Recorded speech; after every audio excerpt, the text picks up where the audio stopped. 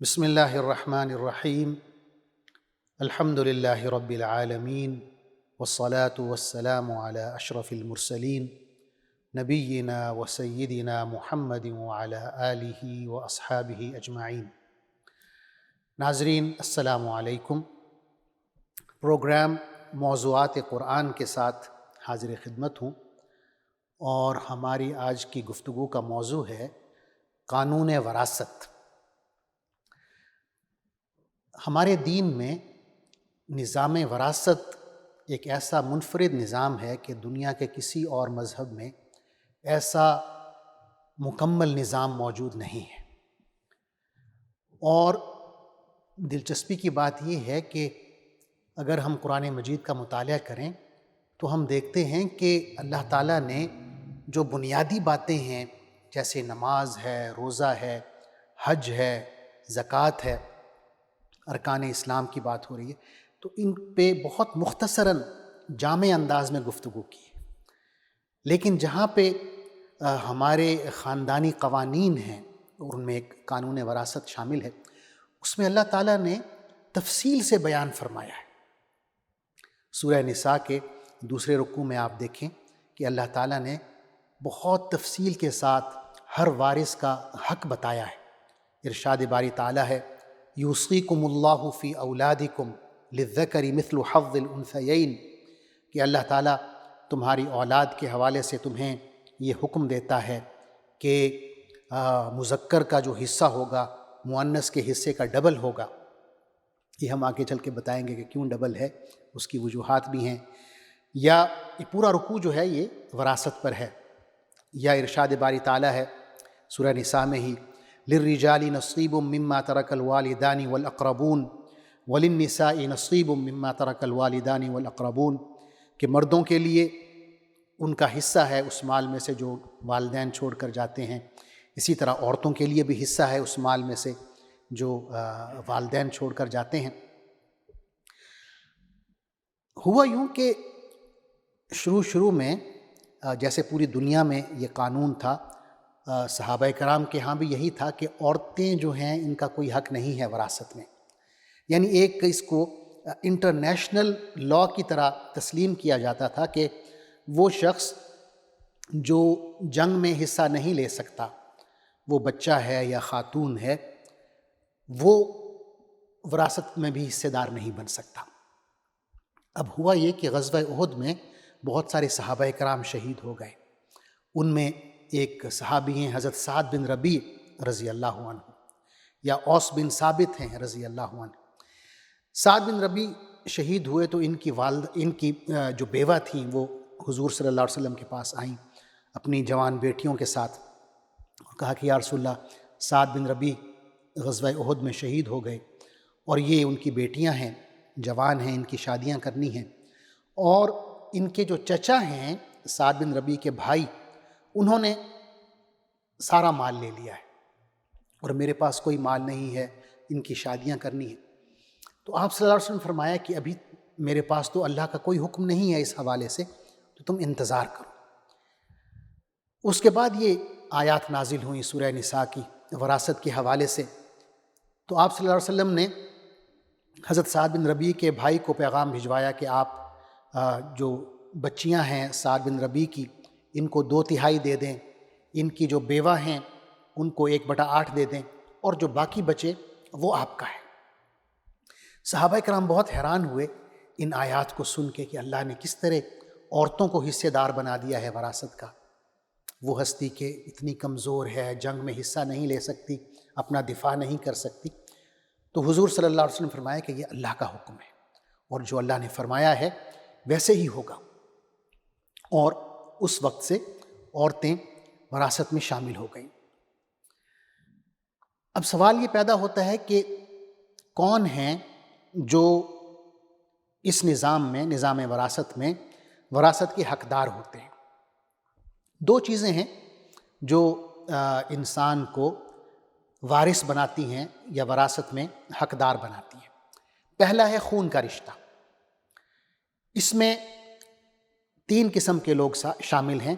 ایک کو ہم کہتے ہیں اصول۔ اصول میں والد ہے، دادا ہے، پردادا ہے، جتنے اوپر آپ مرضی نکل جائیں۔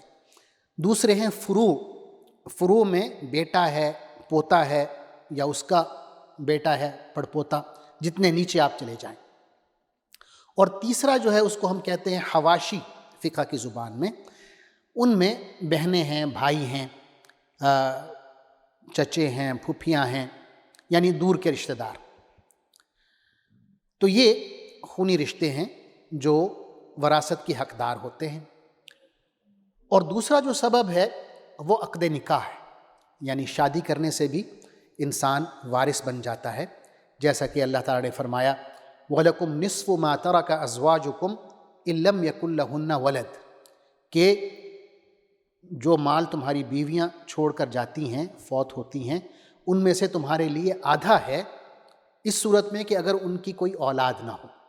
تو اس سے یہ ثابت ہوا کہ میاں بیوی جو ہیں یہ بھی عقد نکاح کی وجہ سے وراثت میں شامل ہو جاتی ہیں۔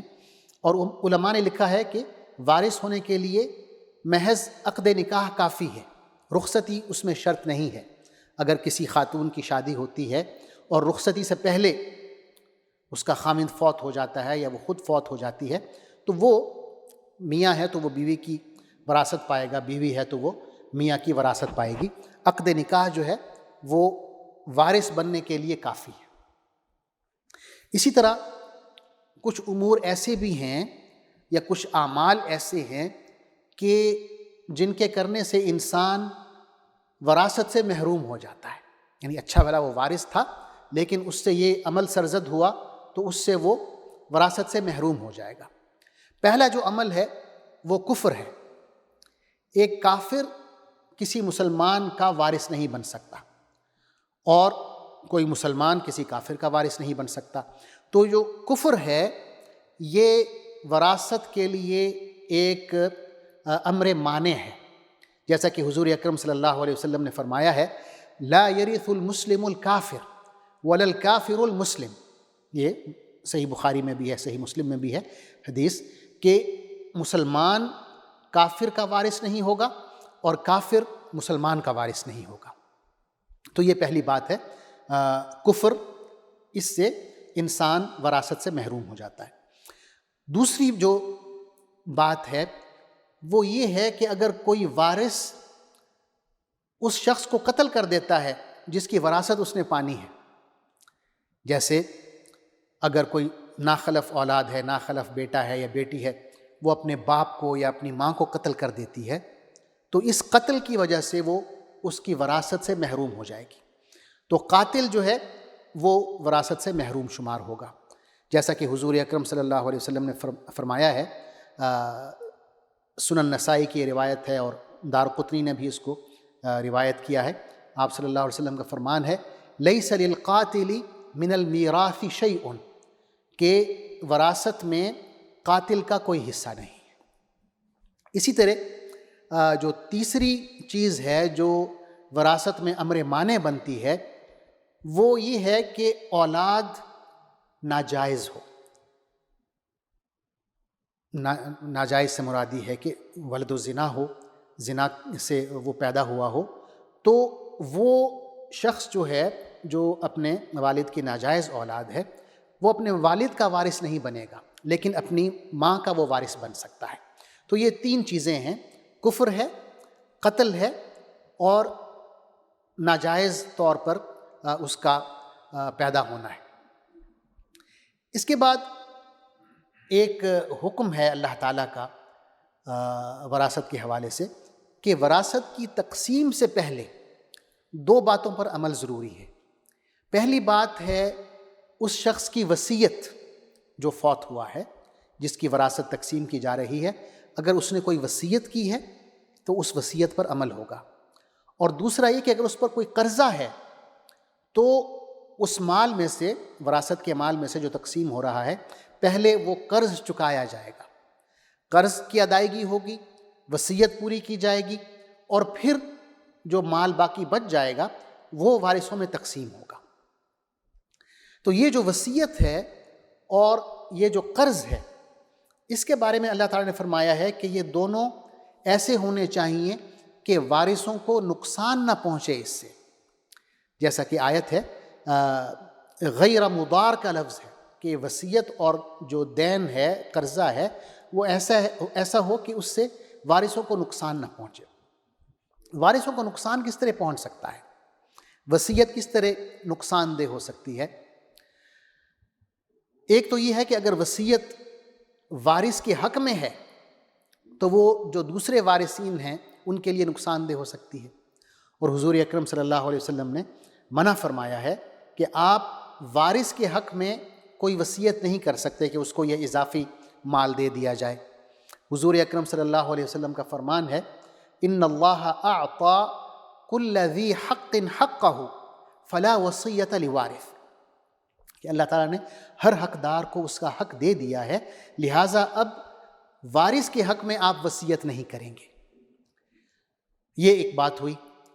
دوسری بات یہ ہے کہ آپ نے اگر وصیت کر بھی دی ہے غیر وارث کے حق میں، یعنی وارث کے حق میں تو آپ وصیت نہیں کر رہے، لیکن کوئی ایسا شخص یا ادارہ جو آپ کا وارث نہیں ہے اس کے حق میں آپ کر سکتے ہیں وصیت، تو وہ جو وصیت ہوگی وہ آپ کے مال میں سے زیادہ 1/3 تک آپ کر سکتے ہیں، 1/3 سے زیادہ آپ وصیت نہیں کر سکتے۔ تو وصیت کے حوالے سے یہ 2 آداب ہیں۔ اسی طرح قرض کے حوالے سے بھی ہے کہ آپ کسی وارث کے بارے میں خام خواہ یہ اعلان کر دیں کہ بھائی میں نے اس سے اتنا قرض لیا تھا اور مجھے یہ قرض بھی واپس کرنا ہے، آپ یہ جھوٹی وصیت لکھ دیں، اس میں آپ یہ اقرار کر رہے ہوں کہ میرے فلاں وارث نے، میرے بیٹے نے یا فلاں بیٹی نے، جس نے فرض کیا کہ آپ کی خدمت زیادہ کی، آپ اس سے زیادہ خوش ہیں، تو آپ جھوٹی وصیت لکھ دیں اور اس کے حق میں آپ یہ اقرار کر لیں کہ میں نے اس سے اتنے لاکھ قرض لیا تھا، تو جب میری وراثت تقسیم ہو تو اس کو اس کا حق تو دیا جائے، ساتھ میں یہ قرض بھی اس کو لوٹایا جائے، اور حقیقت یہ ہو کہ آپ نے اس سے وہ قرض لیا ہی نہ ہو، آپ اس کو خام خواہ فیور کر رہے ہوں، تو یہ بھی غلط ہو جائے گا۔ تو قرض بھی ایسا ہو کہ اس میں آپ کسی دوسرے وارث کو نقصان نہ پہنچا رہے ہوں، اور وصیت بھی ایسی ہو کہ اس سے جو دیگر وارثین ہیں ان کو کوئی نقصان نہ ہو۔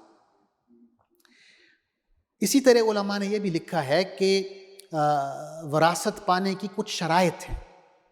پہلی شرط تو یہ ہے کہ وہ عناصر جو میں نے ذکر کیے ہیں کہ جس سے کوئی وارث محروم ہو جاتا ہے، کفر ہے، قتل ہے،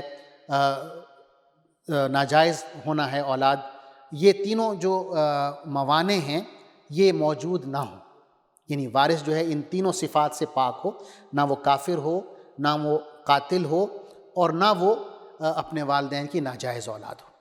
تو جب یہ تینوں موانع نہیں ہوں گے تو پھر وہ وراثت کا حقدار ہوگا۔ دوسری شرط یہ ہے کہ جس شخص کی وراثت تقسیم ہو رہی ہے وہ فوت ہو چکا ہو۔ یعنی یہ بات بھی غلط ہے کہ بعض لوگ اپنی زندگی میں ہی اپنی وراثت تقسیم کر رہے ہوتے ہیں، تو یہ ہمیں جاننا چاہیے کہ وراثت اس وقت تک تقسیم نہیں ہو سکتی جب تک انسان فوت نہ ہو جائے جس کی وراثت تقسیم ہو رہی ہے، یا بعض دفعہ یہ بھی ہوتا ہے کہ کوئی شخص غائب ہو گیا اور سال ہا سال گزر گئے، اس کا کوئی پتہ نہیں ہے کہ وہ زندہ ہے یا مردہ ہے، تو اس کے بارے میں علماء نے یہ لکھا ہے کہ اگر عدالت یہ فیصلہ دے دے کہ بھئی اس شخص کو غائب ہوئے، مفقود الخبر ہوئے اتنا عرصہ ہو گیا ہے کہ اب ہم اسے مردہ تصور کریں گے، تو تب بھی اس کی وراثت تقسیم ہو سکتی ہے۔ ایک تو یہ ہے کہ کوئی شخص فوت ہو گیا ہے، آپ کے سامنے ہے، آپ اس کا جنازہ پڑھ رہے ہیں، دفنا رہے ہیں، تو اس کی وراثت تقسیم ہوگی۔ دوسرا یہ ہے کہ اس کو لیگلی، قانونی طور پہ عدالت یہ فیصلہ دے دے کہ اتنے عرصے سے یہ غائب ہے، لہٰذا ہم اس کو مردہ تصور کرتے ہیں، تو تب بھی اس کی وراثت تقسیم ہو سکتی ہے، اور اس کی بیوی جو ہے وہ اپنے آپ کو بیوہ تصور کر سکتی ہے اور دوسرا نکاح کر سکتی ہے۔ تیسری شرط یہ ہے کہ جس شخص کی وراثت تقسیم ہو رہی ہے اس کی موت کے وقت وارث زندہ ہو۔ یہ نہ ہو کہ وارث جو ہے اس شخص سے پہلے فوت ہو گیا ہو جس کی وراثت تقسیم ہونی ہے، پھر ظاہر ہے اس کو وراثت نہیں ملے گی۔ تو ایک وارث کے صحیح ہونے کے لیے، حقدار ہونے کے لیے، ایک تو یہ ہے کہ اس میں کوئی امر مانع نہ ہو، وہ کافر نہ ہو، قاتل نہ ہو، ناجائز اولاد نہ ہو۔ دوسری شرط یہ ہے کہ جس شخص کی وراثت تقسیم ہو رہی ہے وہ زندہ ہو، اور تیسری شرط یہ ہے کہ جو وارث ہے وہ بھی اس وقت زندہ ہو جب اس شخص کی وفات ہوئی ہے جس کا مال تقسیم ہو رہا ہے۔ آخر میں اس سوال کی طرف آتا ہوں کہ اللہ تعالیٰ نے عورتوں کا حصہ وراثت میں کم کیوں رکھا ہے؟